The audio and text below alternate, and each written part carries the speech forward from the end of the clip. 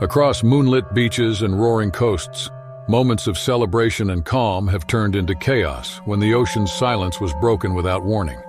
Blood churned in the surf, engines failed, and laughter became screams. From a secluded South African beach to a U.S. Coast Guard patrol in the Atlantic, the horrors only escalate. In this video, we'll uncover 6 terrifying shark encounters that scarred survivors forever. In February 2025, the coastal stretch near Plettenberg Bay, South Africa, was known for its rugged beauty and unpredictable waters. The region had long been a hotspot for marine activity, with seal colonies dotting the rocky outcrops and great white sharks patrolling the depths in search of prey. Local fishermen had reported increased shark sightings that summer, warning tourists to exercise caution. But the warnings often went unheeded by those seeking adventure and escape from the ordinary. Naomi Briggs, a 32-year-old marketing executive from Johannesburg, had traveled to the coast with 3 close friends to celebrate her birthday weekend. At nearly 300 pounds, Naomi carried her weight with quiet confidence and grace, her warmth and laughter filling every space she entered. The group had rented a small beach house perched on a cliff overlooking a secluded cove far from the crowded tourist beaches.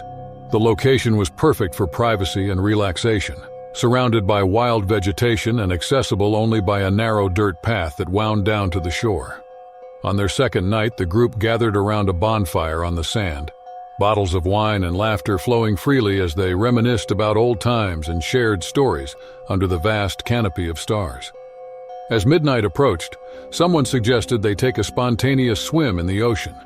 The idea seemed thrilling and liberating, a perfect way to mark the occasion. The water appeared calm and inviting under the moonlight, its surface shimmering with an almost hypnotic glow. Without much thought, the 4 friends stripped down and waded into the waves, shrieking with delight at the cool sensation against their skin. Naomi led the way, diving beneath the surface and emerging with a joyful whoop, her friends splashing and joking around her. What none of them realized was that their chosen swimming spot sat dangerously close to a seal colony located less than half a kilometer offshore. The combination of their splashing movements, the alcohol they had consumed, and the fish scraps they had tossed into the water earlier that evening while grilling dinner created an irresistible lure for predators. Beneath the dark waters, a massive great white shark, estimated at nearly 16 feet in length, had been patrolling the area for hours, drawn by the scent trail and the vibrations in the water. The attack came without warning. One moment, Naomi was treading water, laughing at something her friend had said, and the next, she felt an explosive impact against her left leg. The force was unlike anything she had ever experienced, as if a car had struck her from below. Before she could process what was happening, she was yanked violently beneath the surface, the world above disappearing in a confusion of bubbles and darkness. Her friends heard her scream cut short and saw the water churn violently where she had been moments before. Panic erupted instantly. The 3 remaining swimmers began thrashing toward shore, screaming for help, their terror amplified by the pitch-black water and their complete vulnerability. One friend later reported that she had turned back and seen a massive dark shape breaching the surface briefly, Naomi visible in its jaws before both vanished into the depths.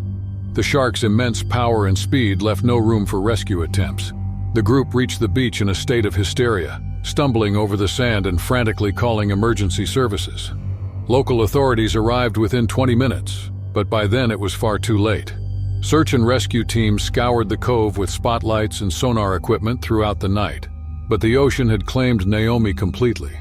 The only evidence of the attack was a small patch of disturbed water and a few personal items that washed ashore over the following days. Investigators later determined that the shark had likely mistaken the group's erratic movements for a wounded seal, its primary food source in that region. The incident sent shockwaves through the local community and beyond. Marine biologists pointed out that the attack, while tragic, was not entirely surprising given the circumstances. Swimming at night in waters known for shark activity, combined with behavior that mimicked prey animals, had created a perfect storm of risk factors. The consumption of alcohol had likely impaired the group's judgment, leading them to ignore basic safety protocols that might have prevented the tragedy. Naomi's family struggled to comprehend the loss, unable to reconcile their vibrant, adventurous daughter with the brutal reality of her death. Her friends were left traumatized, haunted by the memories of that night and plagued by guilt over the decisions they had made. Two of them required extensive counseling to cope with the psychological aftermath, while the third left South Africa entirely, unable to face the ocean again. The local government responded by increasing warning signage along the coast and implementing stricter regulations about nighttime beach activities.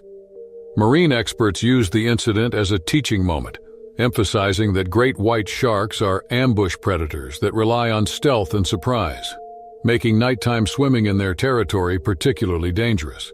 They stressed that while shark attacks remain statistically rare, certain behaviors dramatically increase the likelihood of encounters. Naomi Briggs's death served as a sobering reminder that the ocean operates by its own rules, indifferent to human celebration or joy. What began as a carefree birthday weekend ended in unimaginable horror, illustrating how quickly paradise can transform into a nightmare when nature's apex predators are allowed to exploit human vulnerability in their domain. In June 2024, the western coastline of Hawaii's Big Island presented a spectacular vista of volcanic rock formations meeting crystalline Pacific waters. The region had long been popular with adventure tourists seeking thrills on jet skis, particularly along the rugged stretches where waves crashed dramatically against ancient lava flows. Local operators frequently warned riders about the unpredictable marine life in these waters, including tiger sharks that patrolled the coastline in search of sea turtles and fish. Despite these warnings, the allure of speed and scenery often overshadowed caution. Maya Lin, a 28-year-old software developer from San Francisco, had rented a jet ski for the afternoon as part of her solo vacation to the islands. She had arrived in Hawaii seeking an escape from her high-stress job and the relentless pace of city life. The rental company had provided a brief safety orientation, mentioning shark activity, but emphasizing that attacks were extremely rare. Maya signed the waiver without much concern, eager to experience the adrenaline rush she had been craving. She launched from a small beach access point just after noon, when the sun hung high and the water sparkled with an almost blinding intensity. The jet ski roared to life beneath her, and she guided it expertly along the coastline, weaving between rock formations and jumping small swells. The sensation of speed and freedom was intoxicating, exactly what she had hoped for. After nearly an hour of racing along the shore, Maya slowed her craft near a particularly scenic outcropping, where seabirds circled overhead, diving periodically into the water. What Maya did not realize was that the birds were feeding on a dense school of baitfish that had congregated in the area, drawn by underwater currents and nutrient-rich waters. Such congregations inevitably attracted larger predators, and a substantial tiger shark, measuring approximately 12 feet in length, had been methodically working the edges of the school for the past hour. The shark's hunting pattern brought it steadily closer to the surface, where the distinctive sound and vibration of Maya's idling jet ski caught its attention. Tiger sharks are known for their curious and often aggressive investigation of unusual objects in their territory. The jet ski, with its bright colors and mechanical noise, represented something unfamiliar that warranted closer inspection. Maya had just lifted her phone to snap a photograph of the coastline when she felt a massive impact from below. The rear of the jet ski lifted violently out of the water and she tumbled sideways into the churning sea, her phone disappearing instantly into the depths. The shock of cold water and sudden submersion disoriented her for several crucial seconds. When her head broke the surface, Maya gasped and immediately spotted the dorsal fin cutting through the water less than 10 meters away. Pure terror flooded her system as she realized what had happened. The jet ski bobbed nearby, its engine still running, and she lunged toward it with desperate strokes, her heart hammering so hard she could hear it in her ears. The shark circled back, its dark shape visible just beneath the surface, moving with the fluid grace that made these predators so effective. Maya grabbed the side of the jet ski and hauled herself partially onto it, kicking furiously to keep her legs out of the water.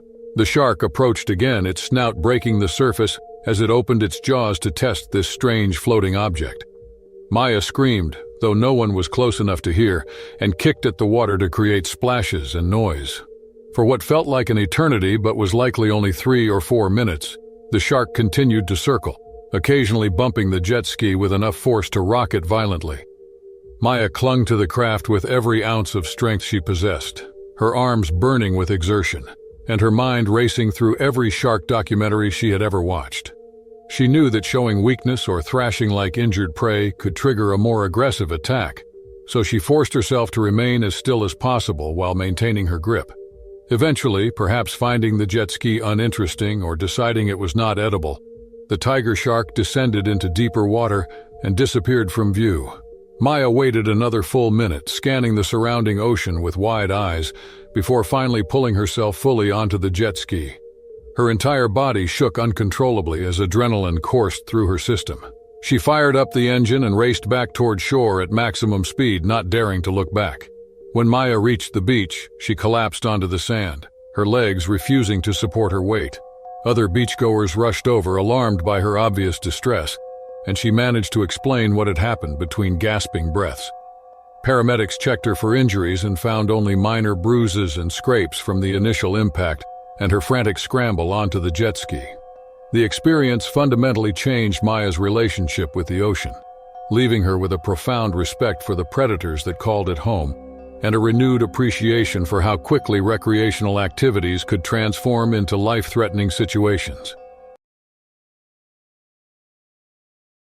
In November 2022, the Maldives archipelago stretched across the Indian Ocean like a string of emeralds, its coral atolls and crystalline lagoons attracting wealthy tourists from around the globe.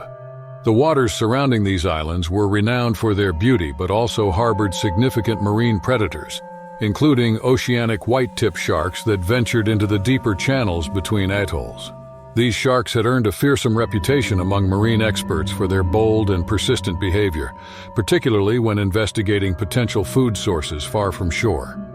Ava and Liam Carter, newlyweds from London, had splurged on a private yacht charter for their honeymoon, seeking privacy and luxury in one of the world's most romantic destinations. The couple, both in their early 30s, had spent their first 3 days exploring remote islands and snorkeling in shallow reefs. On their 4th day, they decided to anchor in open water between atolls, far from other vessels, to enjoy an afternoon of complete solitude on the sundeck. The yacht captain and crew had taken a small tender boat to a nearby island to purchase fresh supplies, leaving the Carters alone with the instruction to remain on board. The couple settled on the deck with champagne and music, celebrating their new marriage under the brilliant afternoon sun. The yacht rocked gently in the moderate swell, and everything seemed perfect in their private paradise. Around 2 in the afternoon, a larger vessel passed several hundred meters away, creating a substantial wake that rolled toward the anchored yacht. Ava and Liam, both slightly tipsy from the champagne, stood near the railing to watch the wave approach. When it struck, the boat lurched more violently than either had anticipated. Ava lost her balance first, stumbling backward and toppling over the low railing. Liam instinctively reached for her, but his momentum carried him forward, and both plunged into the open ocean. The shock of the water and the sudden realization of their predicament hit them simultaneously. They were hundreds of meters from the nearest land, in water too deep to see the bottom, with no one aboard the yacht to help them. Liam shouted for Ava to stay close, and they both began swimming back toward the vessel. The yacht's ladder hung tantalizingly out of reach, just far enough that the current and swell made it difficult to grab. Ava spotted a floating cooler that had fallen overboard with them, and they both clung to it, using it as a flotation device while they regrouped. The situation was frightening but not yet desperate. They discussed their options and agreed to wait for either the wake to settle or their strength to return before making another attempt at the latter. Neither mentioned the possibility of sharks, though the thought lurked in both their minds. That fear materialized approximately 10 minutes after they had fallen overboard. Liam felt something brush against his leg, a solid and unmistakable contact that sent ice through his veins. He jerked his leg up instinctively, and both of them scanned the water frantically. Within seconds, they spotted the distinctive rounded fins of an oceanic white-tip shark, circling them at a distance of about 15 meters. Oceanic white-tips are known for their confidence in open water, and this specimen, measuring roughly 10 feet in length, wasted no time investigating these unusual creatures thrashing at the surface. The shark spiraled inward, its movements deliberate and curious rather than immediately aggressive. Ava began to cry, her fear overwhelming her composure, while Liam tried to remain calm and keep them both focused on staying together. The shark completed another circle, this time much closer, and then approached directly. It nudged Liam's leg with its snout, a testing behavior that marine biologists recognize as the shark assessing whether something is edible. The contact was firm but not violent, yet it sent both Carters into a panic. Liam kicked at the shark, trying to drive it away, while Ava clung to both him and the cooler with desperate strength. The predator did not retreat. Instead, it continued circling, occasionally bumping one or both of them, its confidence growing with each pass. Time seemed to distort as they struggled to fend off the increasingly bold animal. Liam later reported that he genuinely believed they would die in those moments, that it was only a matter of time before the shark escalated from testing to attacking. Their salvation came in the form of a jet ski engine roaring across the water. One of the yacht crew members, returning earlier than planned, had spotted them from a distance and raced to their location at full speed. The noise and wake from the jet ski finally drove the shark away, and the crew member pulled both Carters from the water, shaking and crying with relief. They were hauled back aboard the yacht, examined for injuries, and found to have only minor scrapes and bruises from their impacts with the hull and their frantic movements. The psychological effect, however, was profound. Both required therapy after returning home, and their honeymoon memories were forever tainted by those terrifying minutes when they had been utterly vulnerable in the shark's domain. In April 2019, the coastal waters near Gansby, South Africa, had earned the nickname the Great White Shark Capital of the World for good reason. The region's seal colonies provided an abundant food source for these apex predators, which congregated in the area year-round. Despite the well-documented shark presence, surfers continued to frequent the beaches, drawn by consistent swells and relatively uncrowded breaks. Local authorities had installed shark spotters on elevated platforms, but their effectiveness diminished in low-light conditions, or when sharks hunted in deeper water beyond visual range. Emma Morales, a 26-year-old marine conservationist from Cape Town, grew up surfing these waters and maintained a healthy respect for the ocean's dangers, without letting fear prevent her from enjoying her passion. For her birthday that year, she had planned an early morning surf session with her boyfriend, Luca Ventrini, who was an experienced surfer and worked as a fishing guide. The couple had been together for 3 years and shared a deep love for the ocean that formed the foundation of their relationship. They arrived at their chosen beach just before dawn, when the sky had begun to lighten but the sun had not yet broken the horizon. The conditions appeared ideal, with clean, shoulder-high waves rolling in from the south and a light offshore breeze grooming their faces. A few seabirds wheeled overhead, and the water looked deceptively peaceful in the pre-dawn glow. Both surfers performed their usual safety check, scanning for any obvious signs of shark activity, but saw nothing concerning. Emma paddled out first, her birthday excitement evident in her energy and enthusiasm. Luca followed close behind, and they positioned themselves in the lineup, waiting for the right wave.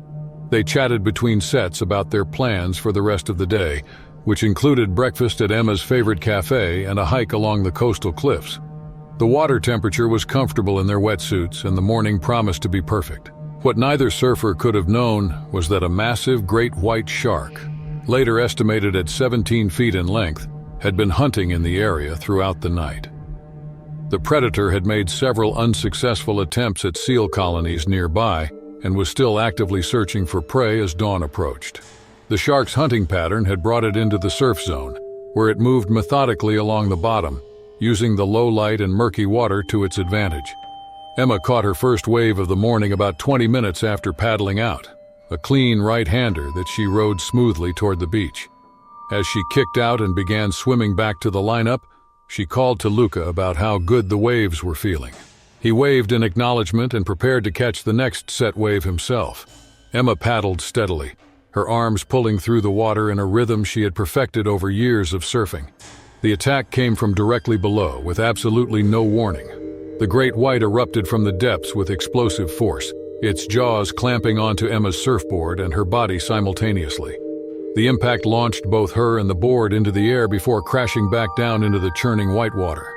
Luca, positioned about 30 meters away, saw the entire sequence and began screaming immediately, his voice raw with horror and disbelief.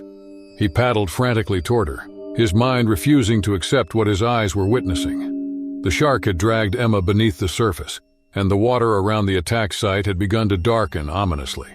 Luca reached the spot where she had disappeared and started diving down repeatedly, searching desperately for any sign of her.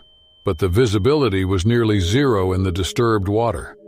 Other surfers further down the beach had heard his screams and were racing toward shore, some pausing only long enough to shout warnings before abandoning their boards entirely. Luca continued his frantic search for several more minutes until other surfers physically pulled him away, explaining that staying in the water was suicidal. He fought them initially, unwilling to abandon Emma, but eventually his rational mind overcame his panic, and he allowed himself to be dragged to shore. Emergency services arrived within 15 minutes, and a helicopter began searching the area.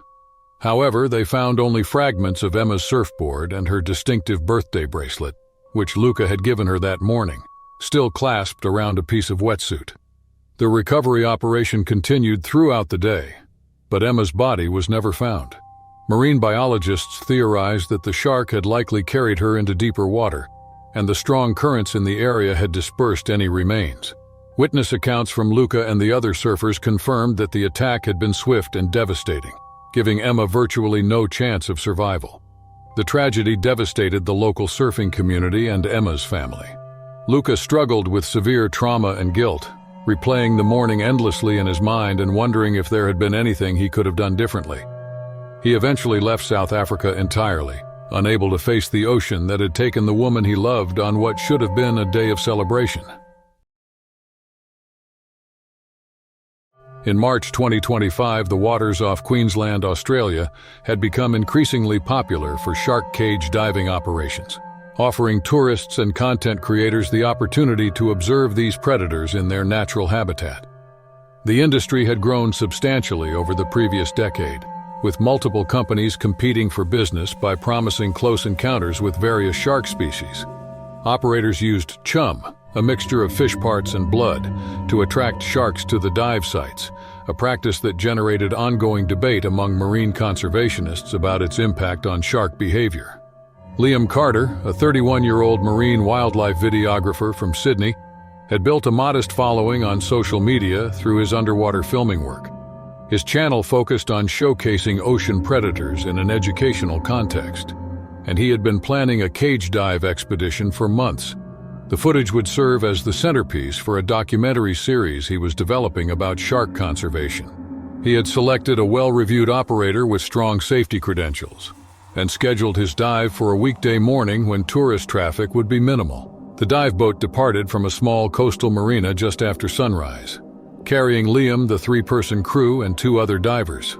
The journey to the dive site took approximately 40 minutes, bringing them to a location several kilometers offshore where the ocean floor dropped away into much deeper water. The crew began preparing the cage, a reinforced metal structure measuring roughly 2 meters on each side, with gaps between the bars wide enough to allow water flow but theoretically too narrow for a shark to penetrate. Once the cage was secured to the boat with heavy chains and lowered into position just below the surface, the crew began distributing chum into the water. The effect was almost immediate. Within minutes, several smaller sharks appeared, circling the boat and investigating the source of the blood trail. Liam suited up in his dive gear, double-checking his regulator and the waterproof housing for his high-end underwater filming equipment. His excitement was palpable as he discussed shot composition with the crew before descending into the cage. The water visibility was reasonable, perhaps 15 meters, and the temperature was cool but manageable. Liam positioned himself in the center of the cage, camera ready, and began filming the sharks as they made exploratory passes. The smaller sharks exhibited typical curious behavior, cautiously approaching the cage before swimming away. The footage was good, but Liam hoped for something more dramatic, perhaps a larger predator that would make for more compelling content. His wish was granted approximately 20 minutes into the dive, when a massive tiger shark materialized from the deeper water below. The animal was enormous, easily 12 to 13 feet in length, with the distinctive dark stripes that gave the species its name. Liam immediately began filming, adjusting his position to track the shark's movements. The predator circled the cage slowly at first, its small eyes fixed on this strange metal structure that had invaded its territory. Without warning, the tiger shark accelerated and struck the cage with stunning force. The impact rattled the entire structure, causing Liam to slam sideways into the metal bars, with his camera housing crashing against his face mask. The regulator jolted partially out of his mouth, and he frantically repositioned it while trying to regain his balance. Above the surface, the crew felt the cage lines jerk violently and immediately began pulling it closer to the boat, attempting to give themselves more control over the situation. The shark did not retreat after the initial strike. Instead, it began systematically testing the cage's integrity, biting at the bars and pushing against them with its snout. The metal groaned and flexed under the pressure, and Liam realized with growing horror that the bars might not hold. He pressed himself into the corner farthest from the shark, still clutching his camera out of pure instinct, his breath coming in rapid gasps that consumed his air supply at an alarming rate. The attack continued for what the crew later estimated was approximately 3 to 4 minutes, though Liam reported that it felt like an eternity. The shark circled between strikes, occasionally ramming the cage from different angles, as if searching for a weakness. At one point, it managed to wedge its snout between two bars, and for a terrible moment, Liam thought the predator might actually force its way inside. The crew above worked frantically to raise the cage, their combined efforts finally lifting it high enough that the shark lost interest and descended back into the depths. When Liam was hauled back onto the boat, he emerged shaking violently, his wetsuit torn in several places from impacts with the cage bars. Medical examination revealed significant bruising across his ribs and shoulders, but no serious injuries. His camera had miraculously continued recording throughout the entire encounter, capturing every moment of the tiger shark's aggressive investigation. The incident raised serious questions about cage diving safety protocols and the wisdom of using chum to attract large predators into proximity with humans. Liam completed his documentary series, but included extensive footage of the attack as a cautionary tale about the thin line between controlled observation and genuine danger when dealing with apex predators in their natural environment. In September 2023, the waters off Cape Hatteras, North Carolina, represented some of the most treacherous and unpredictable ocean territory along the entire Atlantic coast. Known historically as the Graveyard of the Atlantic, for the hundreds of ships that had foundered there over the centuries, the region was characterized by the collision of warm Gulf Stream currents with cold Labrador currents, creating volatile weather patterns and rich feeding grounds for marine life. The U.S. Coast Guard maintained a constant presence in these waters, conducting rescue operations, enforcing maritime law, and monitoring vessel traffic through one of the busiest shipping lanes on the eastern seaboard. The geographical features of Cape Hatteras made it unique among Atlantic coastal regions. The Diamond Shoals, a treacherous series of shallow sandbars extending nearly 14 miles offshore, had claimed countless vessels throughout maritime history. Beyond these shoals, the ocean floor dropped precipitously into the deep Atlantic, creating a marine highway for migrating species ranging from whales to massive pelagic fish. The convergence of currents also generated upwelling zones that brought nutrient-rich water from the depths, supporting dense concentrations of bait fish and attracting larger predators from across the Atlantic basin. Local fishermen had long reported encounters with exceptionally large sharks in these waters, though many of their stories had been dismissed as exaggeration or mistaken identity. Historical records from the 19th century contained numerous accounts of enormous man-eating sharks that terrorized fishing fleets and attacked small boats. Still, modern marine biologists generally attributed these tales to fear and limited understanding of shark behavior. The prevailing scientific consensus held that while large great white sharks certainly existed, they rarely exceeded 18 feet in length and typically avoided human contact when possible. A routine training exercise had been scheduled for a Tuesday morning in early September, designed to test coordination between multiple patrol boats and helicopter support in simulated rescue scenarios. The exercise involved 4 vessels operating in a grid pattern roughly 15 nautical miles offshore, where the water depth exceeded 200 meters. Lieutenant Commander Marcus Hensley, a 15-year Coast Guard veteran with deployments spanning from Alaska to the Caribbean, commanded the lead patrol boat and oversaw the exercise from the bridge. His crew of 6 included both experienced personnel and newer recruits, learning the protocols that might one day save lives in genuine emergencies. Hensley had joined the Coast Guard immediately after college, driven by a family tradition of maritime service that stretched back 3 generations. He had seen his share of dangerous situations, from hurricane rescues to drug interdiction operations, and prided himself on maintaining calm under pressure. His reputation within the service was solid, and he had been selected to lead this particular training operation specifically because of his ability to mentor younger personnel while ensuring operational excellence.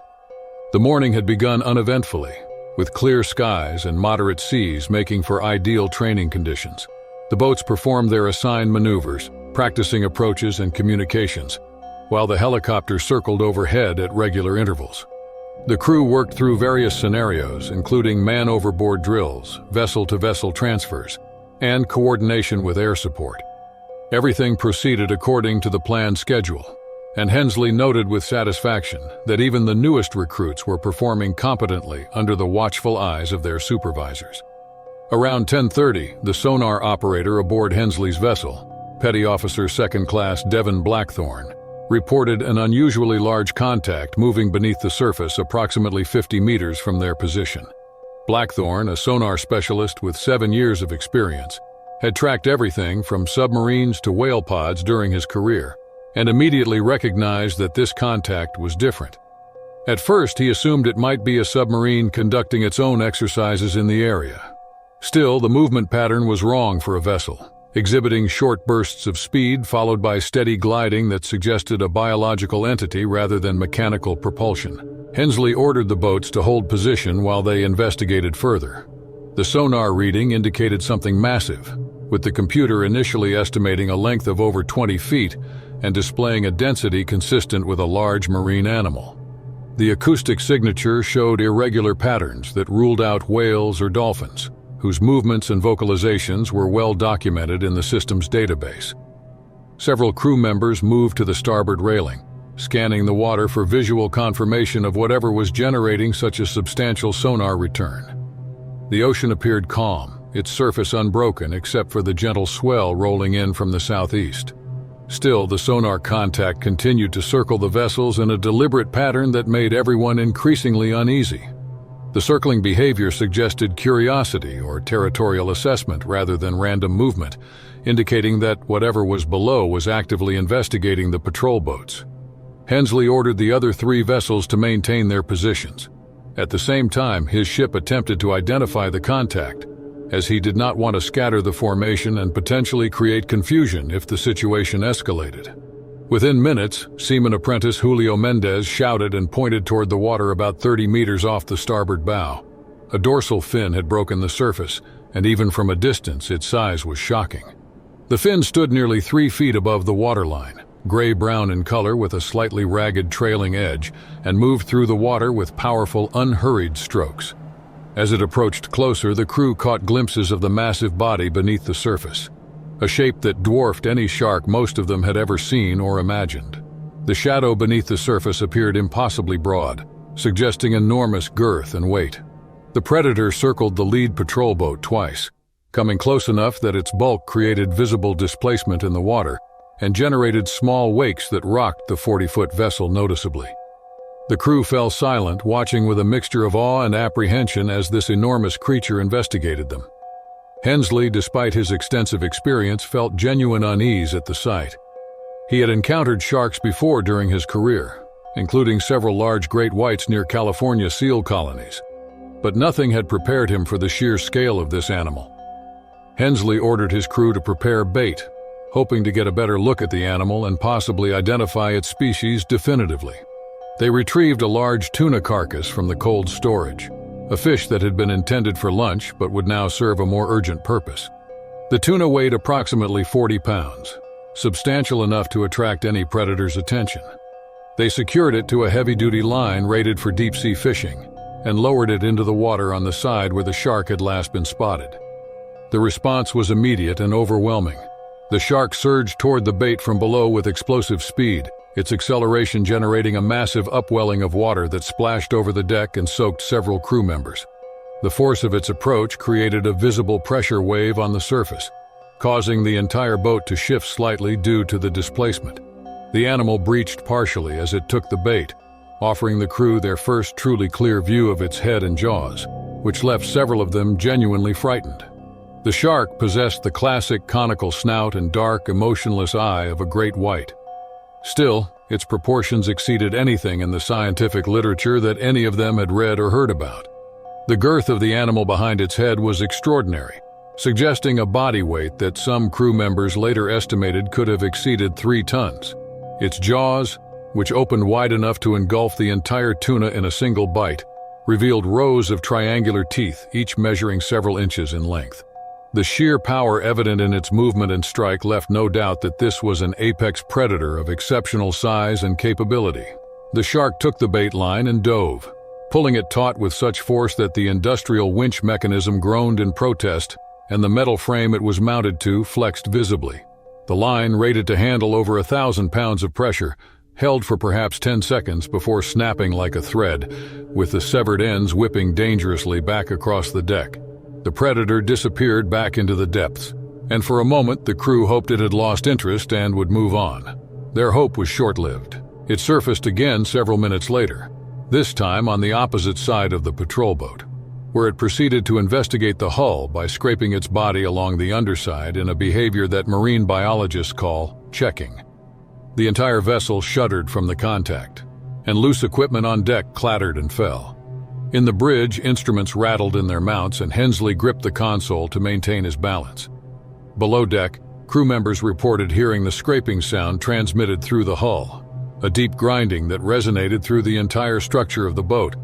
For approximately 20 minutes, the shark continued to circle and interact with the patrol boats, showing no fear whatsoever of the vessels, their engines, or the humans aboard.